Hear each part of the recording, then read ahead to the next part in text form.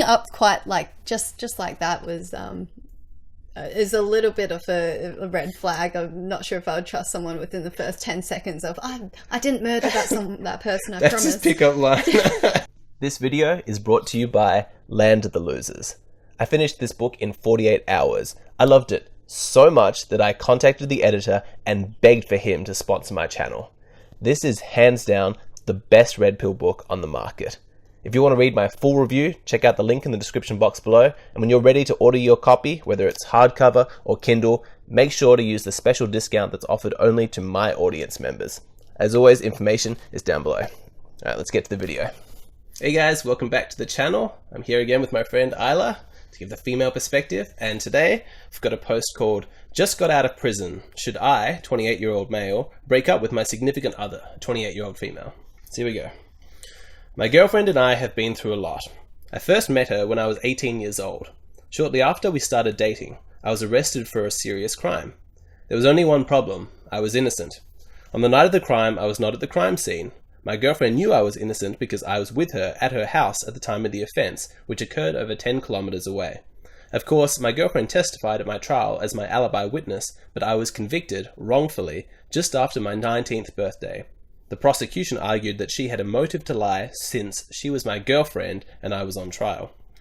Between the ages of 18 and 28, we kept in touch while I was in prison. She broke up with me shortly after my 19th birthday, but remained in my life as a friend. I got out of prison less than a year ago. We got back together roughly 2 weeks after I got out. The truth is that we do have a special bond, the result of her being the only person who personally knows that I'm innocent. What I mean is, I can tell other people I'm innocent of the crime I was sentenced for, and they can choose to either believe or disbelieve me. With her, she knows I'm innocent because she was with me on the night of the offence, thus she knows that I was not anywhere near the crime scene. I appreciate all of her support throughout the years, but it's important to note that she cheated on me twice. Once while I was in prison with the man she ended up dating after our first breakup, and once after I was released when we began dating again after my release. Also, she's changed quite a lot since we first started dating. She does a lot of drugs. I don't mind the weed, but she also does blow and various pills on a surprisingly regular basis. She seems darker. She says seeing what the system has done to my life has messed with her mentally. I've decided to go back to school. My best friend since high school is now a professor and has set up a meeting with the dean of my school in which the dean assured me that, despite my record, the school would be willing to offer me a position in the event that I get my PhD, political economics. I've also spoken with some professors with serious criminal records about how a record will stunt my advancement through academia. I made a conscious choice while in prison that the best payback I can give to the system is to be the best, most successful version of myself that I could be. Since my record is an obstacle for student loans, I've decided to work full-time during the night and study full-time during the day. This translates into a 90-hour work week. My girlfriend has said that she doesn't support my decision because it won't leave any time for her. She recently moved in. Her parents kicked her out, but doesn't contribute financially. When I try to talk to her about getting a job, she says that she doesn't want to be working for minimum wage because she thinks she's worth more than that. When I try to talk to her about getting a driver's license or finishing high school, she accuses me of preaching. Look, I know I sound like a bit of an asshole, but I feel like we can't be together. I do love her, but I need to get serious about life. I wasted the last decade in prison for a crime I didn't commit. I am determined to have my future children grow up in a nice house in a nice neighborhood. I'm not old, but I'm certainly not young. And I'm already behind in life. If I want to catch up, I need to work twice as hard. Am I an asshole if I break up with her? Should I break up with someone if I love them, but they aren't supportive of me trying to do everything it takes to accomplish all my goals? While I understand that my incarceration has affected her mentally, I'm trying to build a life for myself. Keep in mind, I'm almost 30, but I'm kind of new at this whole adult life thing since I've spent almost my entire adult life in prison. Pretty heavy stuff. What do you think? First off, I think it's not an asshole at all. I don't even see where you could feel like an asshole in that situation. He doesn't sound like one at all. No. What a rough start to adult life. It is a very tricky one to have to begin at almost 30 to reteach yourself, start from the beginning. I think he has an amazing mindset to know that he needs to work twice as hard, and he has the goals that he wants to have, even as soon as coming out of prison. He's straight onto it. So I really like that about him.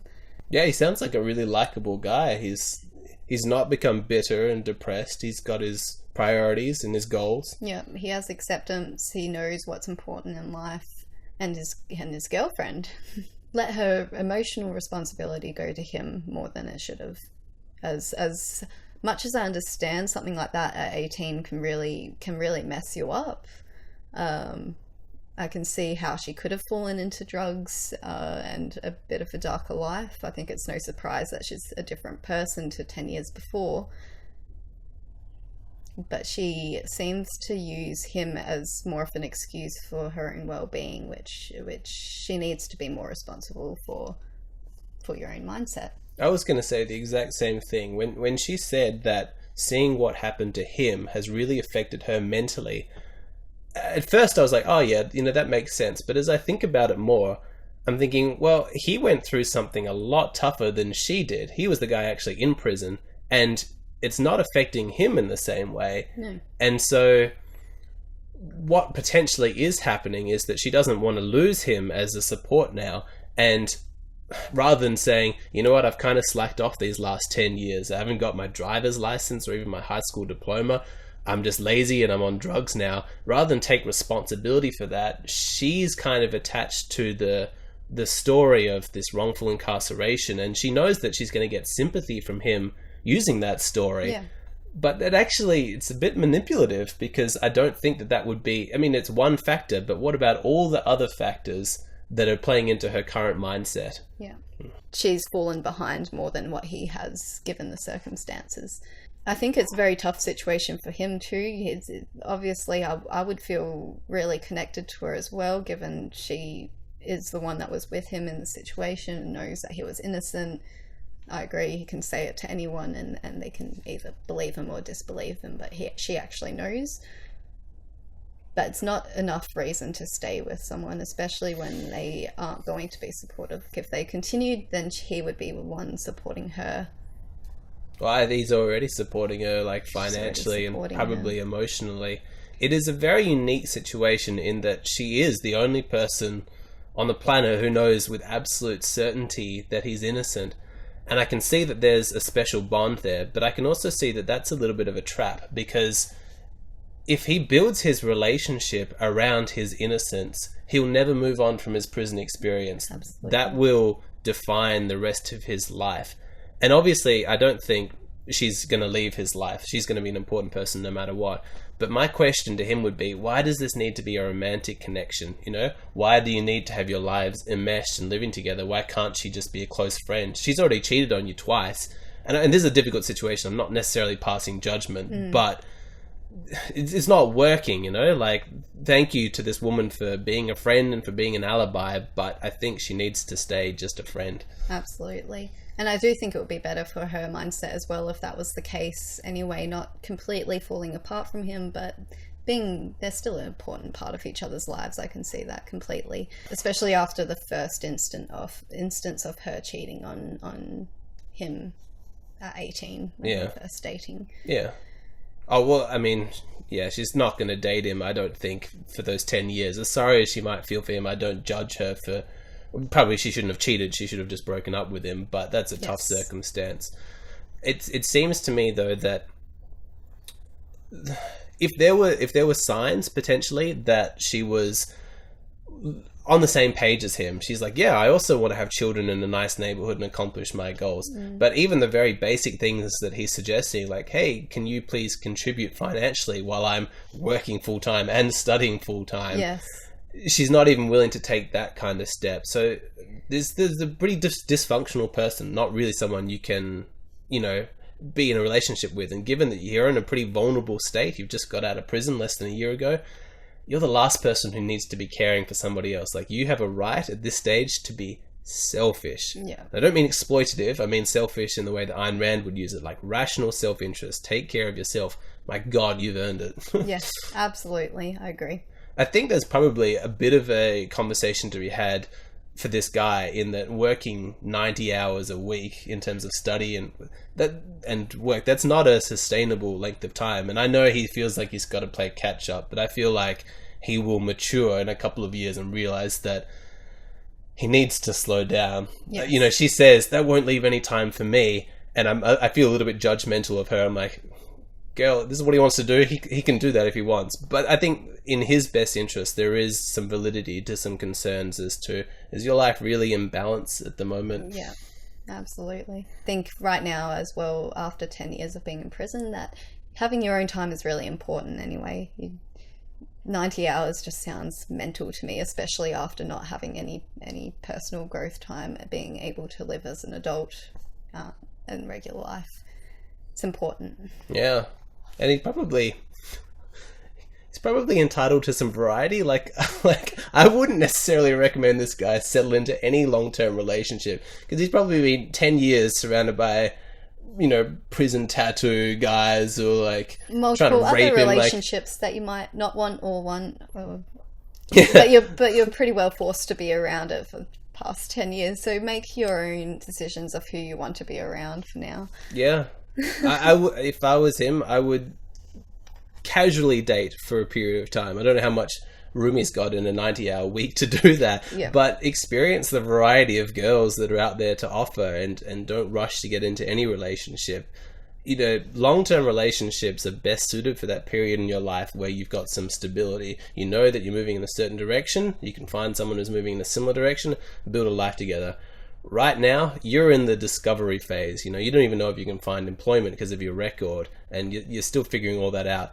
Now's the time to have some fun, man. You know, Yeah. go have some fun. Yeah, and just because this one girl was there and you have that connection with her because she knows your situation exactly, doesn't mean someone else won't. You'll still make just as many beautiful connections, meeting more people, and that's all it takes, is meeting more people. He must be really concerned about whether or not people will believe him. Yes. And it's a horrible truth to say, but this is why accusations and wrongful convictions are so damaging, is because you can believe somebody 99%, but there's always got to be an element of doubt, you know, particularly if they went through a trial and on the balance of evidence, like a jury or a judge found them guilty. That's pretty damning. So, hypothetical situation, great guy comes up to you and is like, Isla, I want to date you, but you should know I was convicted for murder.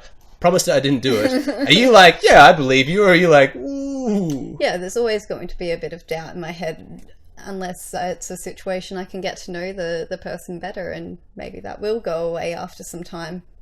Bringing it up quite like just like that was is a little bit of a red flag. I'm not sure if I would trust someone within the first 10 seconds of I didn't murder that person, I That's promise. his pickup line. Yeah, it's a weird pickup line, but you know, it can fade away after time. But it all depends on the relationship that would build. Look, it's not potentially authentic, but I would not tell people that. You know, if you're honestly innocent, you know, at least until like a long time into the relationship, because just imagine, anger is a legitimate expression sometimes, but imagine every time you get angry, the people around you are going to be like, oh shit, is he going to murder us? Yeah. You know? And you just don't want to have to deal with that in the start, you know? Essentially, if someone's not open-minded enough to let go of the situation, and just every time they view you're a murderer, then why would you want to continue any further with them? Definitely.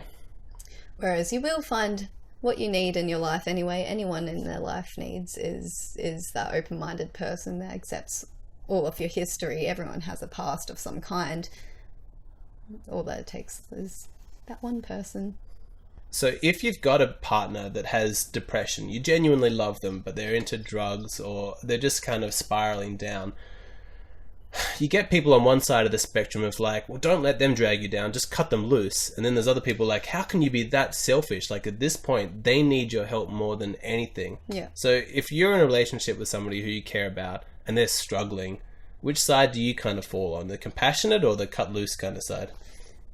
The compassionate to a certain degree. If you're going to be compassionate and they obviously aren't putting any effort into bettering themselves for your relationship, it's a cut loose scenario. Yeah. You can't continue trying to help someone who doesn't want to be helped. It will only ruin you more. Essentially, if you are this person's significant other, though, you should be taking care of each other. That's what you do. You look out for each other and you keep each other safe. If you're not equipped to do it alone, That's also where part of calling family and other friends comes into play. You don't have to do it alone. So it should never feel like it's all put on your shoulders anyway. But essentially, as long as the other person is willing to put the effort in to better themselves, then it's not a cut loose. Yeah, definitely.